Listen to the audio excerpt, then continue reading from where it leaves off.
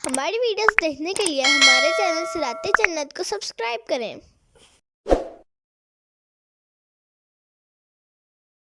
وَنُفِخَ فِي الصُّورِ ذَلِكَ يَوْمُ الْوَعِيدِ، اور سور میں پھونک ماری جائے گی، یہ عذاب کی وعید کا دن ہے۔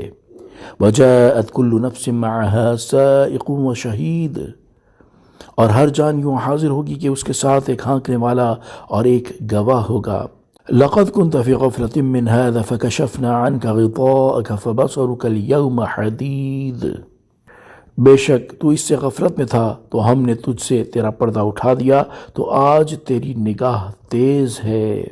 تفسیر صراط الجنان۔ موت کا ذکر کرنے کے بعد اب یہاں سے قیامت واقع ہونے کا ذکر کیا جا رہا ہے۔ چنانچہ آیت کا خلاصہ یہ ہے کہ قیامت کے دن دوسری بار سور میں پھونک ماری جائے گی تاکہ مر جانے والے دوبارہ زندہ ہو جائیں، اور اس وقت فرمایا جائے گا یہ وہ دن ہے جس میں کافروں کو عذاب دینے کا اللہ تعالیٰ نے ان سے وعدہ فرمایا تھا۔ وجاءت کل نفس، اور ہر جان حاضر ہوگی۔ یہاں سے قیامت کے ہولناک واقعات اور حالات بیان کیے جا رہے ہیں۔ چنانچہ اس آیت کا خلاصہ یہ ہے کہ قیامت کے دن ہر جان یوں حاضر ہوگی کہ اس کے ساتھ ایک فرشتہ چلانے والا ہوگا جو اسے میدان محشر کی طرف ہانکے گا، اور ایک گواہ ہوگا جو اس کے عملوں کی گواہی دے گا۔ یہاں آیت میں ہانکنے والے اور گواہ سے مراد کون ہے، اس کے بارے میں حضرت عبداللہ بن عباس رضی اللہ تعالی عنہما فرماتے ہیں ہانکنے والا فرشتہ ہوگا اور گواہ خود اس کا اپنا نفس ہوگا۔ امام ضحاک کا قول ہے کہ ہانکنے والا فرشتہ ہے اور گواہ اپنے بدن کے اعضاء، ہاتھ پاؤں وغیرہ ہوں گے۔ حضرت عثمان غنی رضی اللہ تعالی عنہ نے برسر ممبر فرمایا کہ ہانکنے والا بھی فرشتہ ہے اور گواہ بھی فرشتہ ہے۔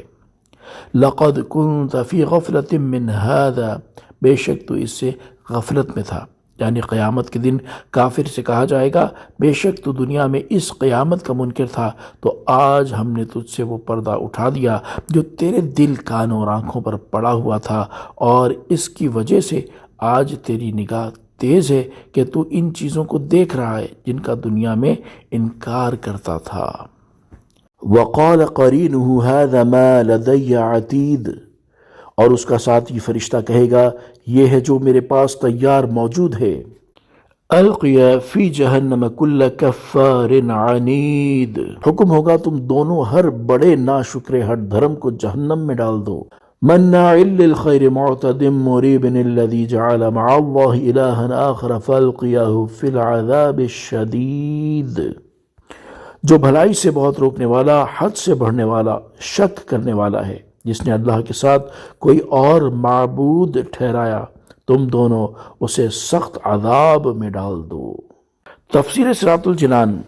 ان آیات کا خلاصہ یہ ہے کہ کافر کا ساتھی فرشتہ جو اس کے اعمال لکھنے والا اور اس پر گواہی دینے والا ہے کہے گا یہ اس کا اعمال نامہ ہے جو میرے پاس تیار موجود ہے۔ اس اعمال نامے کے مطابق اللہ تعالیٰ دو فرشتوں کو حکم فرمائے گا تم دونوں ہر اس شخص کو جہنم میں ڈال دو جو بڑا ناشکرہ، ہٹ دھرم، بھلائی سے بہت روکنے والا، حد سے بڑھنے والا اور دین میں شک کرنے والا ہے، اور جس نے اللہ تعالیٰ کے ساتھ کوئی اور معبود ٹھہرایا تو تم دونوں اسے سخت عذاب میں ڈال دو۔ قال قرینہ ربنا ما اطغیتہ ولکن کان فی ضلال بعید، اس کا ساتھی شیطان کہے گا اے ہمارے رب میں نے اسے سرکش نہیں بنایا تھا، ہاں یہ خود ہی دور کی گمراہی میں تھا۔ قال لا تختصموا لدی وقد قدمت الیکم بالوعید، اللہ فرمائے گا میرے پاس نہ جھگڑو، میں پہلے ہی تمہاری طرف عذاب کی وعید بھیج چکا ہوں۔ ما يبدل القول لدی وما انا بظلام للعبید، میرے ہاں بات بدلتی نہیں اور نہ میں بندوں پر ظلم کرنے والا ہوں۔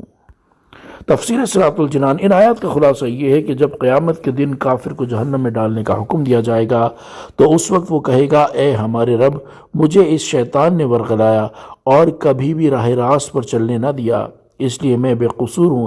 اس پر وہ شیطان جو دنیا میں اس پر مسلط تھا کہے گا، اے ہمارے رب، میں نے اسے کبھی بھی سرکشی پر مجبور نہیں کیا تھا، بلکہ میں تو اسے فقط مشورہ دیتا اور یہ اس پر عمل کرتا رہا اور گمراہی کی عمیق وادیوں میں جا گرا، لہذا میں اس سے بری ہوں۔ اس پر اللہ تعالیٰ ارشاد فرمائے گا، میرے پاس نہ جھگڑو، کیونکہ جزا کے مقام اور حساب کی جگہ میں جھگڑا کچھ نفع نہیں دے گا، اور میں نے پہلے ہی اپنی کتابوں میں اور اپنے رسولوں کی زبان سے یہ وعید بھیج دی تھی کہ جو سرکشی کرے گا اسے میں عذاب دوں گا، اور اس وعید کے بعد میں نے تمہارے لیے کوئی حجت باقی نہیں چھوڑی، اور یاد رکھو کہ میرے ہاں بات بدلتی نہیں، اس لیے تم یہ طمع نہ کرو کہ میں نے کافروں کو جہنم میں داخل کرنے کی جو وعید سنائی تھی اسے میں بدل دوں گا، اور نہ ہی میری یہ شان ہے کہ میں کسی کو جرم کے بغیر سزا دے کر اس پر ظلم کروں۔ صلو علی الحبیب صلی اللہ تعالی علی محمد صلی اللہ تعالی علیہ وآلہ وسلم۔